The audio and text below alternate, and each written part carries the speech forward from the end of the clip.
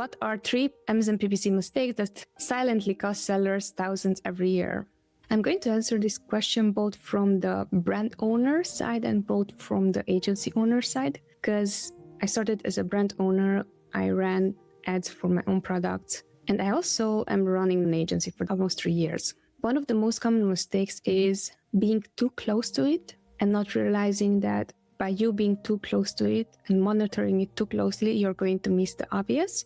As a rule of thumb, we are not going to allow taking any decision based on too short amount of data and not meaningful data. By meaningful data, I mean if the strategy is creating a sponsored product campaign that is an exact match, the hard rule for that is that at least we must be generating 20 clicks for us to prove that this is like, we should be also touching the bid and, modifying it, either lowering it, either increasing placement, either do something to it, basically. Why I'm saying that is because most of the time it's not the lack of inaction, but too much action when it comes down to managing an account. That's something that is one of the silent killer, I would say, in this case, that could cause you thousands every year. And I'm saying thousands because even if you're starting weekly one campaign and you tested it for $50, $100 and so on, if you're doing this for the whole year, it's going to add up very quickly. Second mistake is that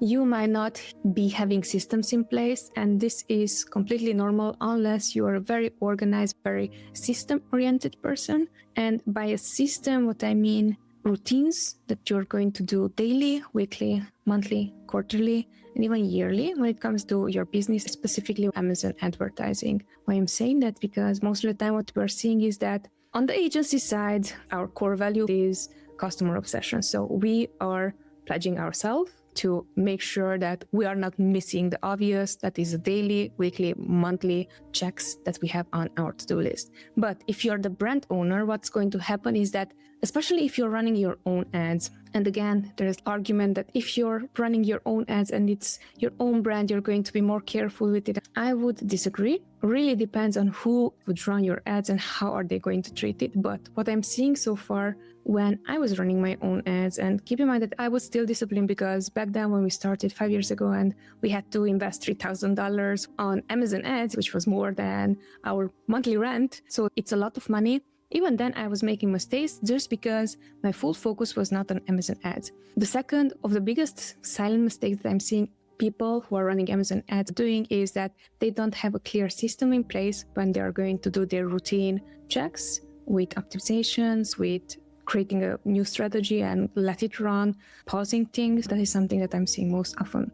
And then the third thing, not believing the data. This is one of the non-obvious ones. By not believing the data, giving you the most clearest example that I have right now, we took over a brand 2 months ago and we are managing their advertising. Even if on the advertising side, we're optimizing as much as possible and we are ensuring that advertising structure is clear and everything, it's run well. The creatives do not convert. And by creatives, what I mean is that we are in niches that are very competitive. Healthcare niches can go to $8, $9, $10, $50 cost per click. So it takes you that much money for someone to click on the listing. They don't even have to buy the product. What we noticed is that the third silent killer when it comes down to this, and it's a big mistake that is causing you thousands, is that you hope that advertising alone is going to support your marketing efforts. Advertising alone is not going to support the marketing efforts, and especially now in 2026, this is even more clear. What we're seeing is that